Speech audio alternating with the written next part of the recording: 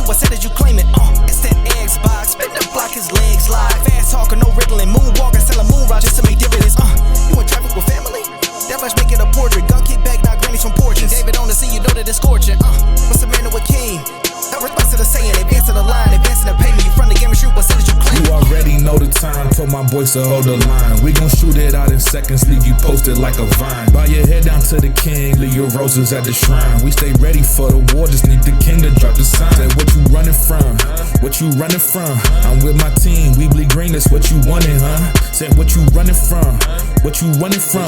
I'm with my team, we bleed green, that's what you wanted, huh? This what you wanted.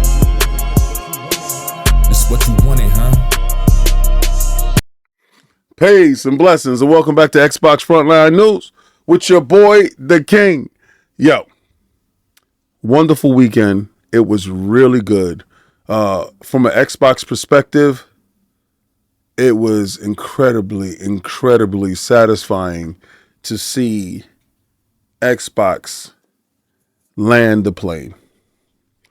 That feeling that you felt this weekend was what I always truly believed that Xbox was able to deliver once they sealed the deal with Activision Blizzard King. Now, on minor notes, Candy Crush still been doing it way big, right?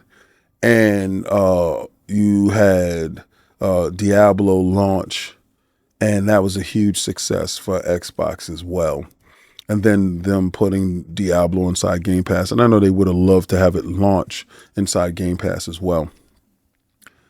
But all these minor victories with the ABK deal being done, they push forward and they release Call of Duty to what is a resounding success.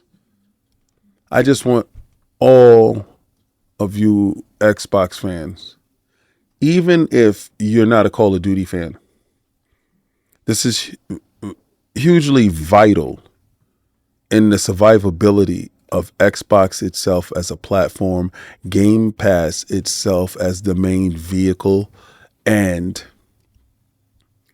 future-proofing the console in a sense that there will always be a home. In one fell swoop, Xbox answered a multitude of questions. But let's get into these topics because, boy, I'm still floating on cloud nine. Yes! That's awesome! Yes!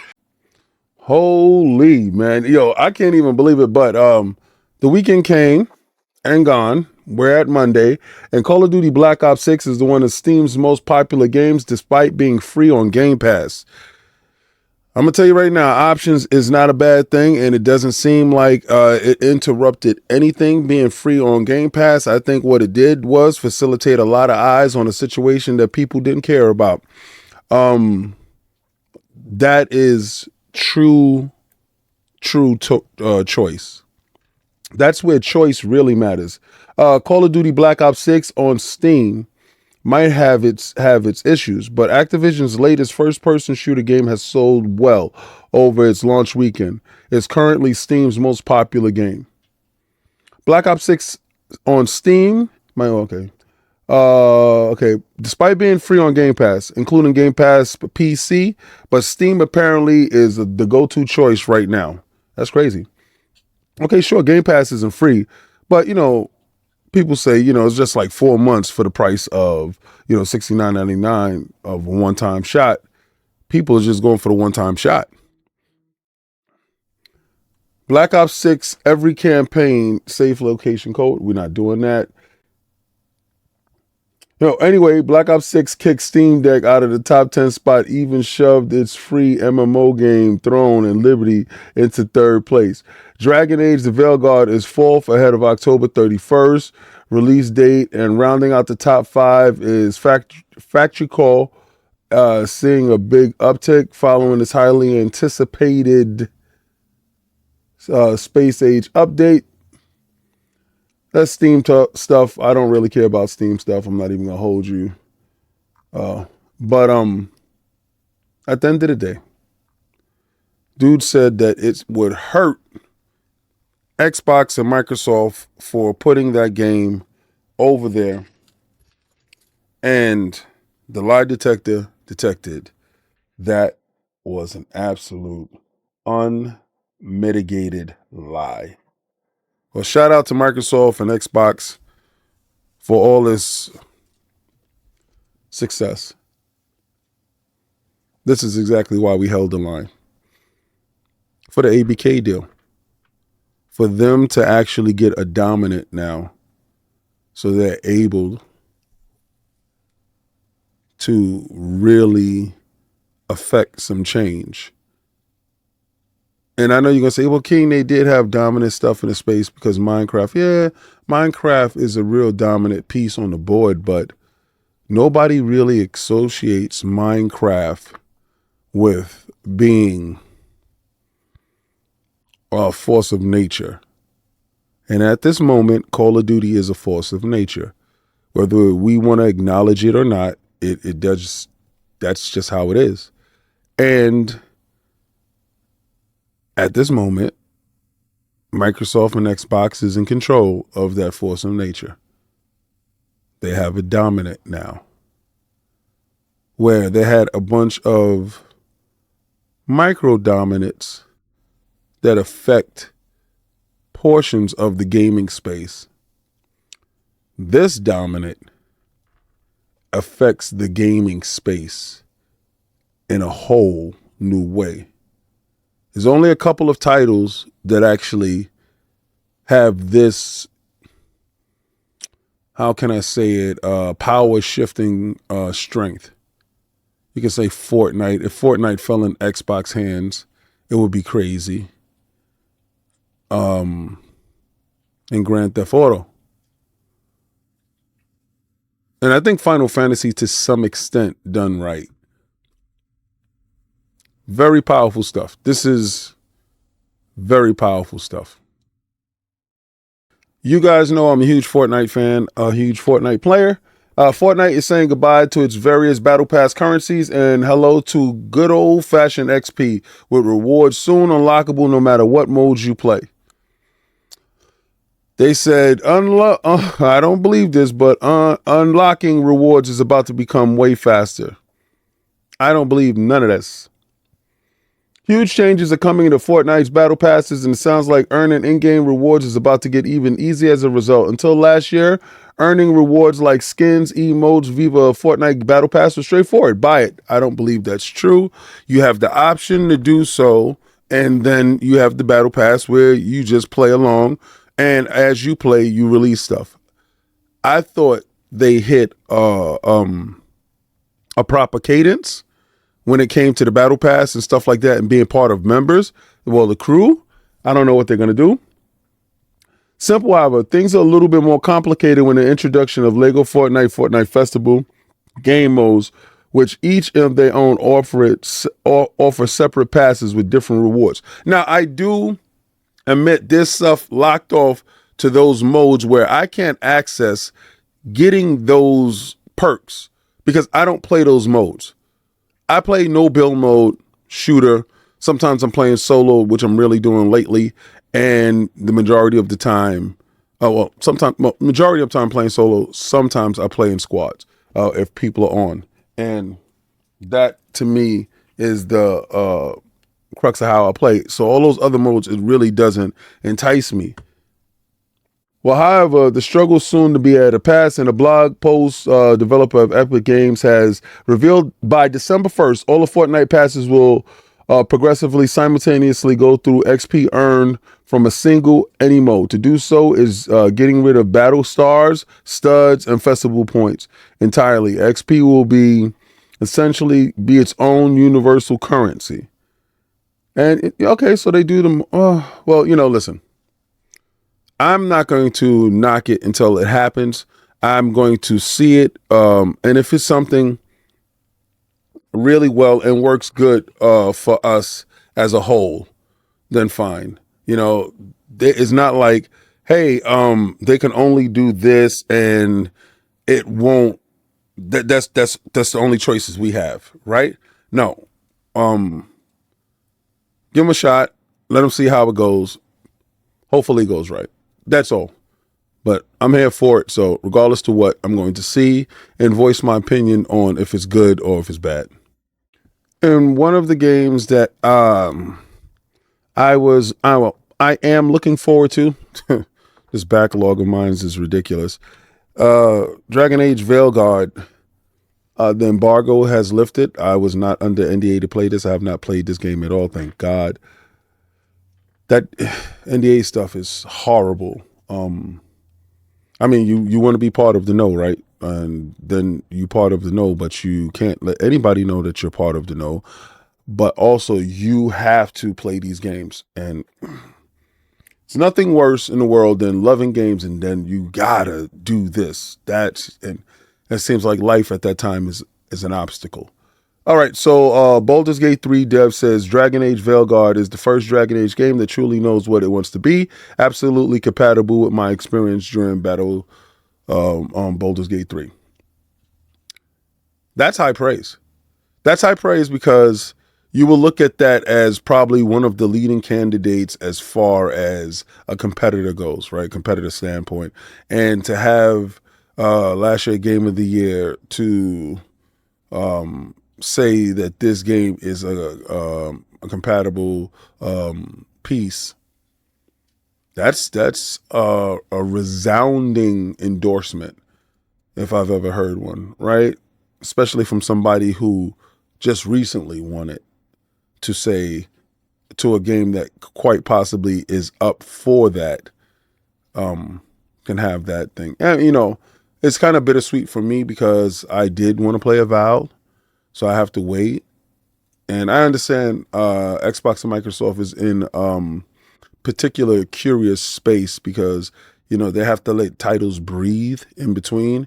So Call of Duty right now is that breath that it's needed. So let everybody else come out and fight with that. But it also is the Giga Brain Genius combination of Xenoblade Chronicles and Hogwarts Legacy.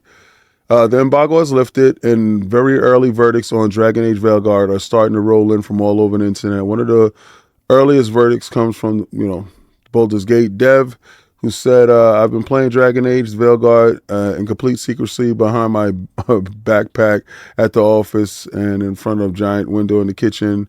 Dose says on Twitter, for me, you may be wondering, is this game compatible with my experience on BG3? So I tackled it from that perspective. And the answer is yes. It is a heavy 9 season long on how to do a game well. Character driven, binge worthy Netflix series. That's what it feels like to him.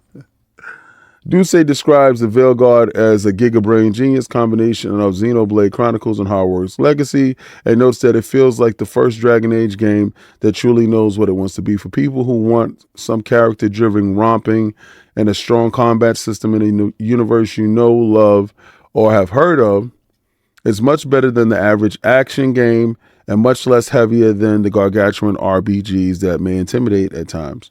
And the word is just fun. That's beautiful. That's beautiful because they struck the balance between heavy RPG and fun. Does it mean that it's casualized? I won't know until I play it. So from the perspective of on the outside looking in, it looks like it's safe, right? So one of the titles that, please, I haven't even finished BG3. So that game is ridiculously hard for no reason. Pause. This is another slab of heat for the fire, I guess. My fire called backlog.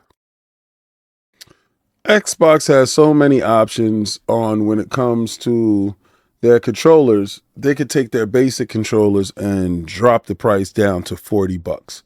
To get your hands on probably one of the greatest gaming controllers that has ever been released for the low price of $40, especially around this time with all these games. And The holidays is here. So if you have that gamer in your life, everybody needs a spare controller. That's an absolute no-brainer, right? And if you want a game and get it on, before Black Friday for this low price of $39.99, go get that. Now, I find it funny that the code to use is called Fall Xbox. Wow. And all I can think of is Megatron. Fall Prime. I don't know. Oh, and Amazon Fire Stick 4K Max Xbox controller Game Pass Ultimate bundle. I think this bundle is way more enticing. You got that see-through controller. You get 1 month of Game Pass Ultimate, and you get the 4K Fire Stick for the low price of $79. I think that is more enticing than the $40 joint. I'm just saying, if you really want to just stick and pass, bow. You hit them with that. I'm just saying, anything's possible, right? Damn, what is that, bro?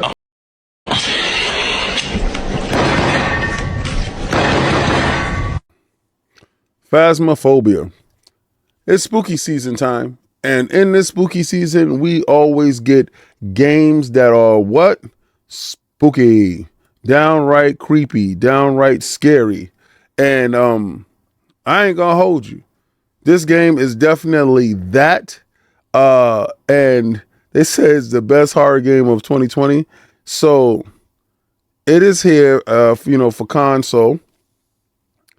And I'm into like games like this that are there to put the fear of God in you. I'm not in real life, that does not entice me at all. Like in real life, you're not catching me doing none of this stuff ever, because I don't believe in it. That's not the way of the king. And look at how horrifyingly terrifying it is. Comes out on the 29th, Xbox Series S and S. Crazy, right? So check it out. So the good news here is that both current gen consoles, Xbox consoles, hit 60 frames per second, which is nice to see, especially for the Series S. However, what perhaps is the most surprising is the Xbox Series X seems to be the only console with 120 frames per second support. Both Xbox Series S and PlayStation 5 miss out for now, but PlayStation VR 2 having its own unique setup, of course. That, I think, is a horrifying prospect. PlayStation 2 VR playing this game. So, hopefully when the PlayStation 5 Pro comes out, they can get a 120 hertz mode, frames per second mode. Hopefully that can happen. But here that goes. So you guys can see, the Series S targets 1080p 60 frames per second. The Series X performance mode targets 4K 60.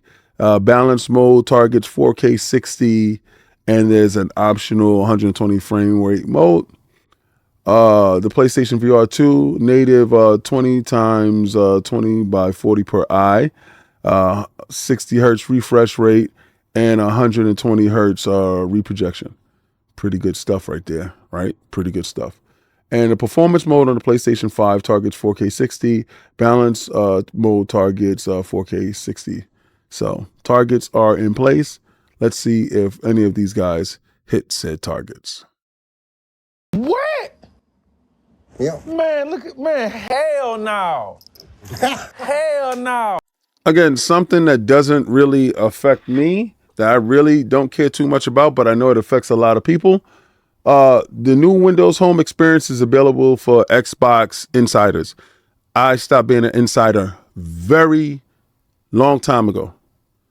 I told you what it did to my console. Maybe I was just ignorant at the tech or the software, whatever the hell, but it bricked my favorite console, my Xbox One, Call of Duty console, and that was it for me. I got out of that stupid program. Those who are signed up to Xbox Insider will now have the opportunity to experience the new Windows Home experience on the Xbox app. It features a lot of changes, brings forward new design that shows off the top games and Game Pass store labs, as well as providing you with new games, news, and curated recommendations for those who may not be able to splurge on new games. It also shows off free to play content for those looking for new experiences and gameplay, but don't actually want to sink money into it. All right, so listen. Me personally, cool. I'm just not going to beta test it. I lost a lot messing with y'all. I'm not doing it again. Boneheaded moves of the day or genius of a lifetime?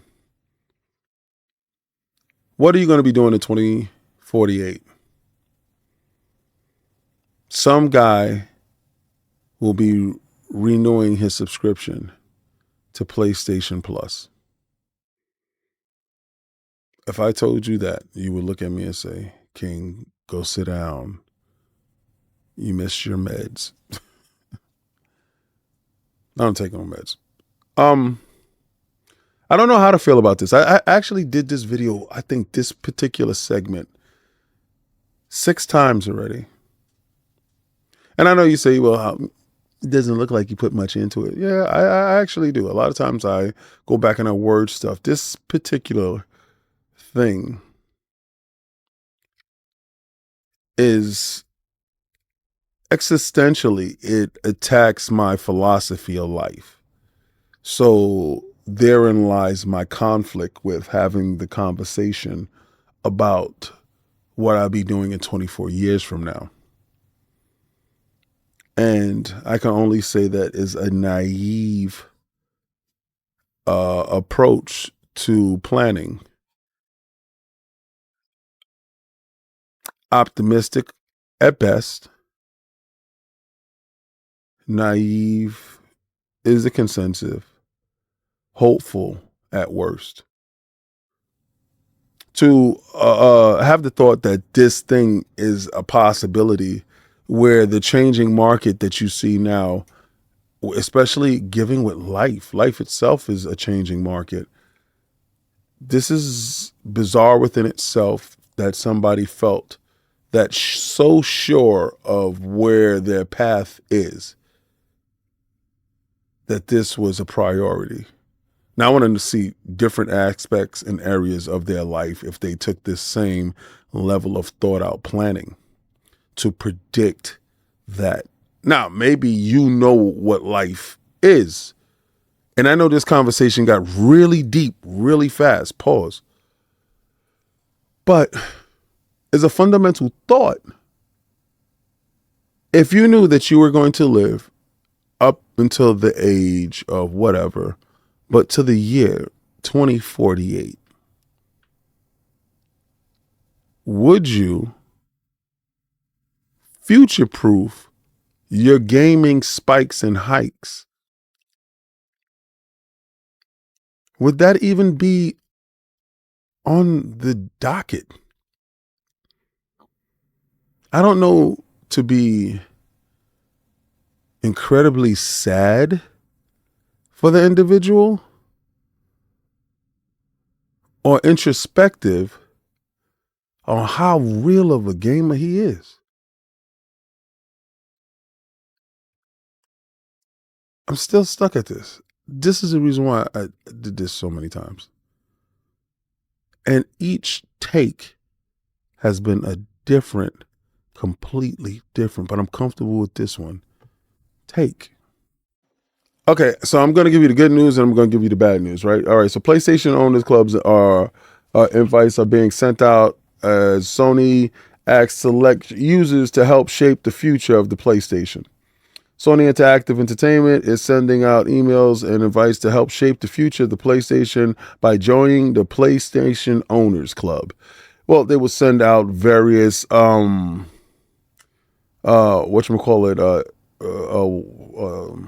surveys, if you will, when you're in this owners club to help shape the direction or to get a consensus of what the true PlayStation connoisseur is looking for out of the brand itself. That to me is absolutely concerning, especially when it comes to them having a direction that I don't know. Internally, you're supposed to make those decisions. I think that means they have no clue. But of course, that's going to be my take because it's hashtag no PlayStation 6. We're going to run it up on them bums. I'm going to keep the foot on Kong's neck this whole generation. Why? Because I love to. And plus, it's the job. You get it?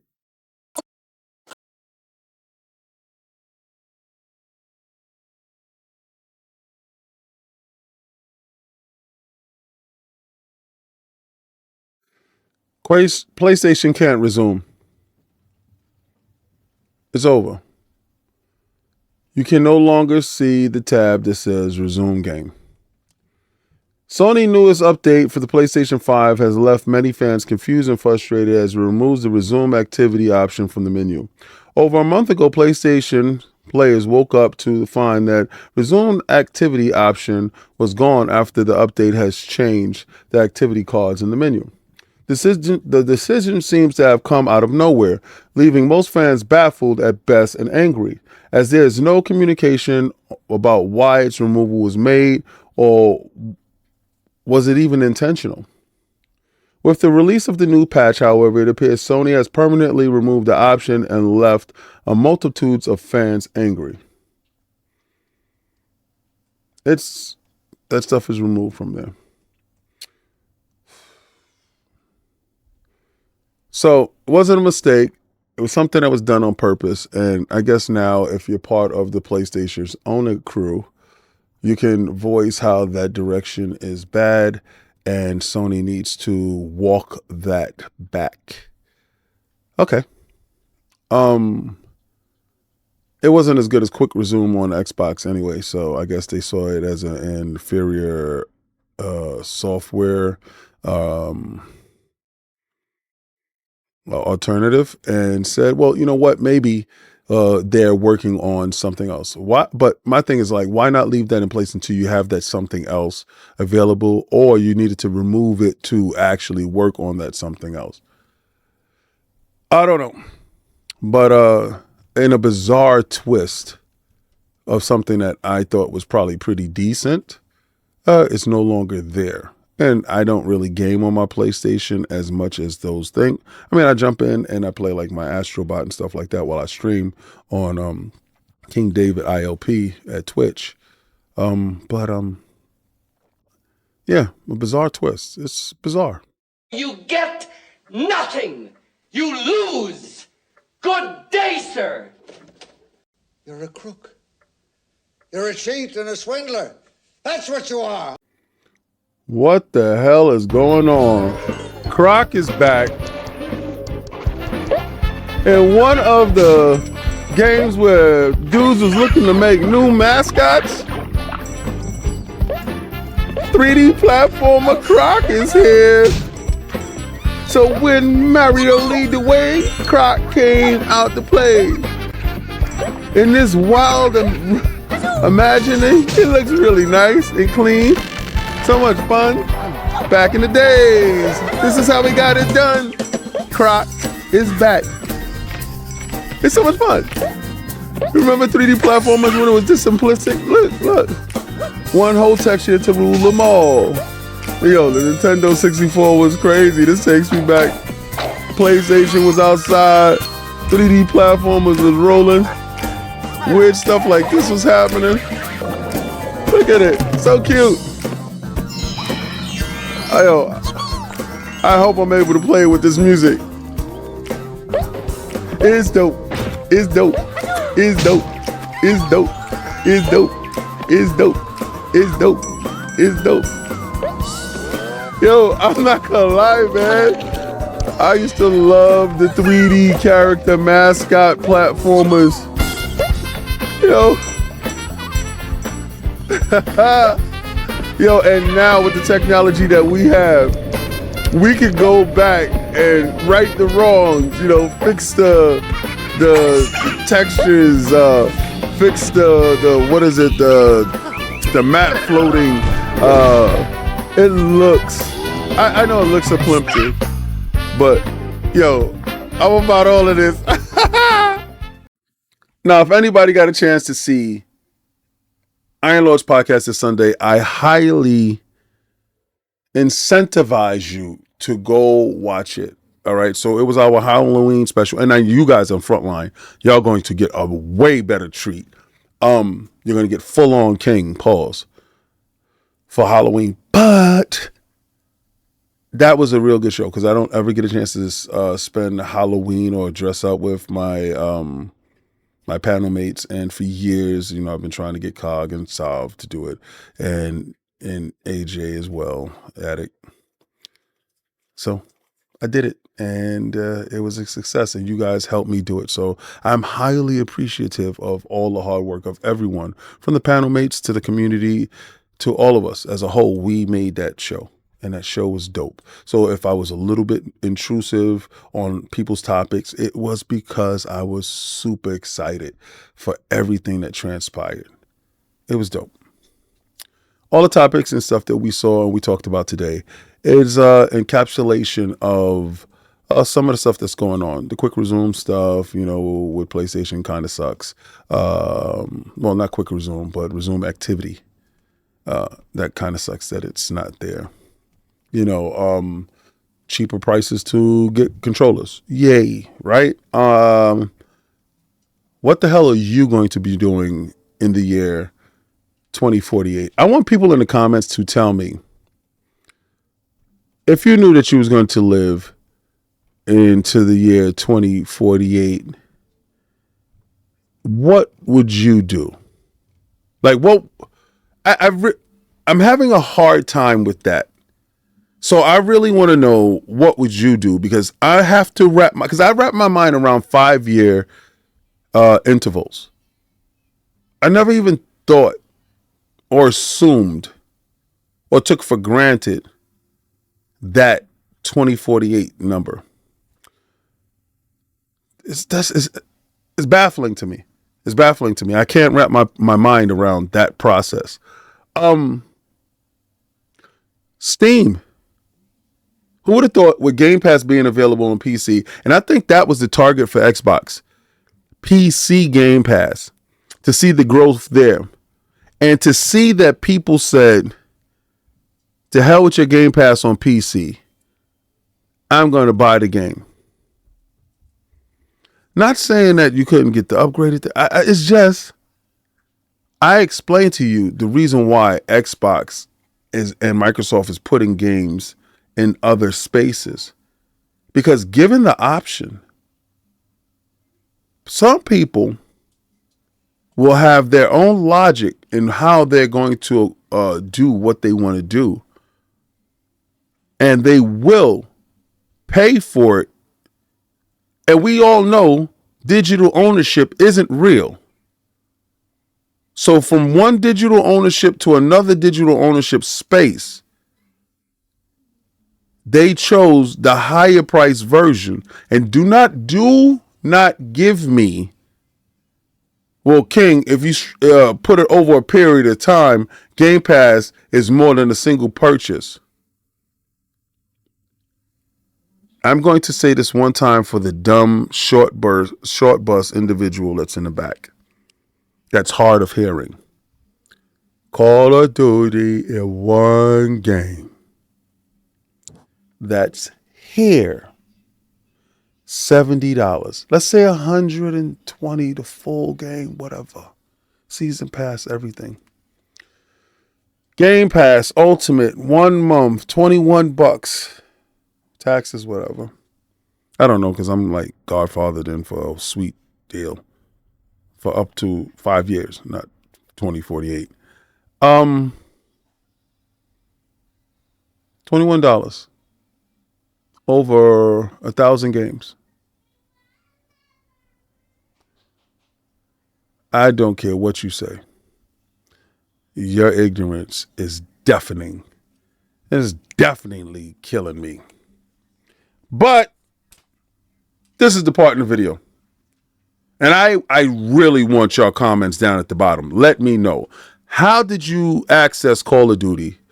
Was Game Pass an option? What the hell are you going to be doing in 2048? And if you knew that you will still be here by 2048 and the world will still be here by 2048, what would you do today to maximize that date? So I'm going to take that logo and I'm going to throw it around the Halloween shows because I am so amped for what I have in store for you. Try to play the Game Pass.